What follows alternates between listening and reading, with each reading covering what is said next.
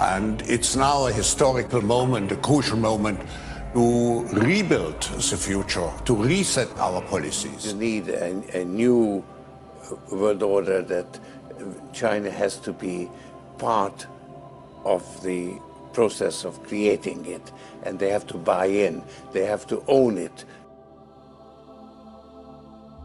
And of course, we also want to work together on building back better. We must use this historical opportunity. Together we can turn a crisis into an opportunity. But this global pandemic has also created an opportunity to build back better. To build back better later. But also to build back better. To build back a better world. To build back better. We have before us the opportunity to forge for ourselves and for future generations a new world order. After 1989, President Bush said, and it's a phrase that I often use myself, that we needed a new world order. You know, I said we're going to build back, and we're going to build back better.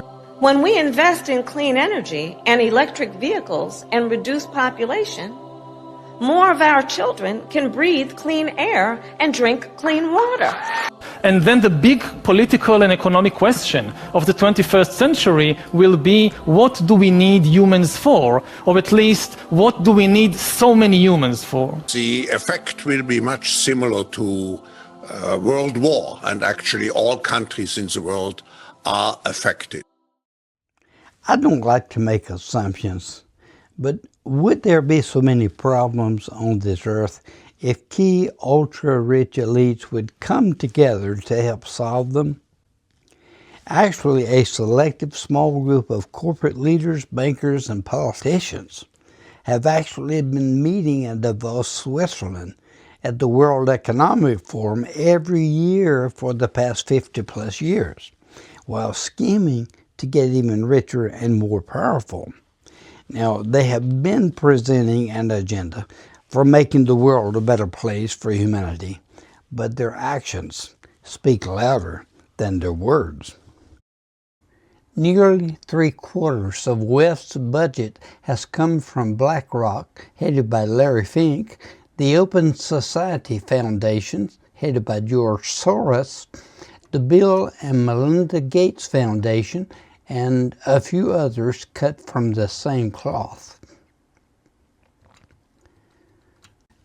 The president and founder of the WEF is Klaus Schwab, a German professor and businessman, and in his book, The Great Reset, he describes in detail how we should give up our national sovereignty to an all-encompassing world government. We would then own nothing but work for the state in exchange for housing, health care, and other basic needs.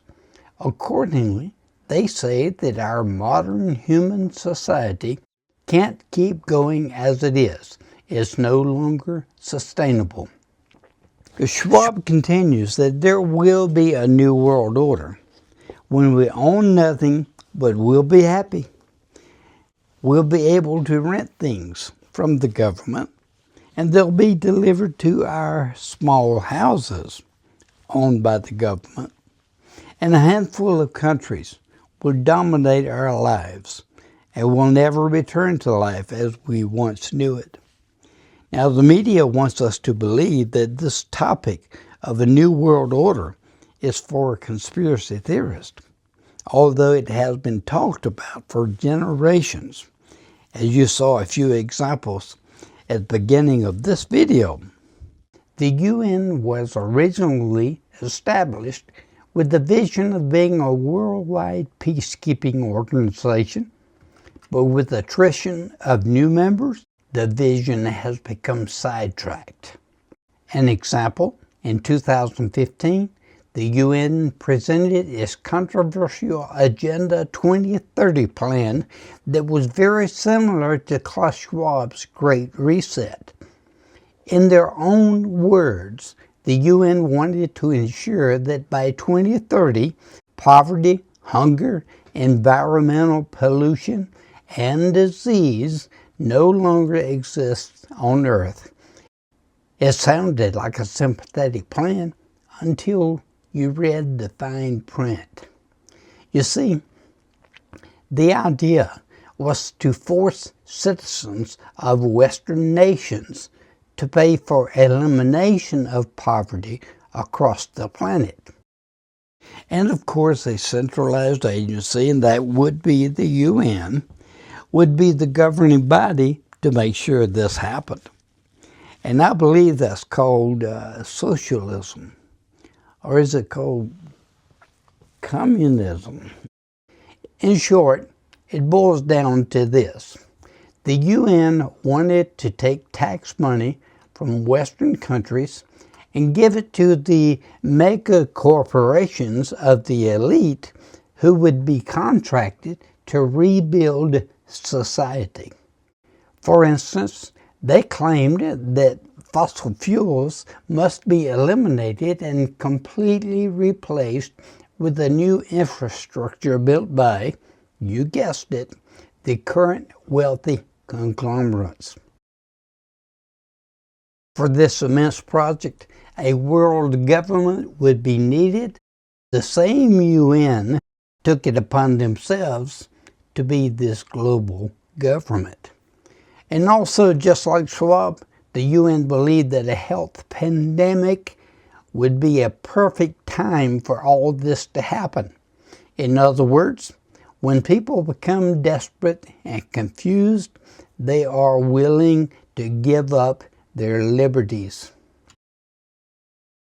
It is worrisome that the WEF and the UN openly consider pandemics and other diseases as opportunities to transform society, especially since we have seen that the elite have the resources to make us believe there is a pandemic, and even to create one.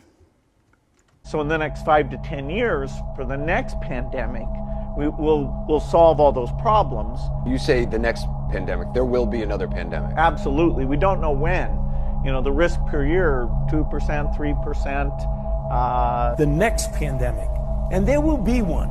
There will absolutely be an outbreak of another pandemic. Will be certainly what we call the black swans, the unpleasant surprises which will come in our way.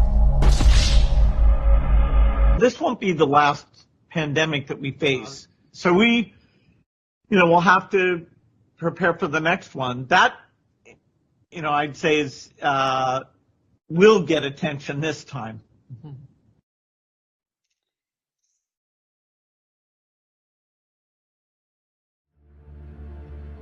On Friday, October 18, 2019, months before the pandemic was declared, a meeting was held at the Pierre Hotel in New York City for a select group of about 130 very important guests, including politicians and the world's most respected medics and pharmacists.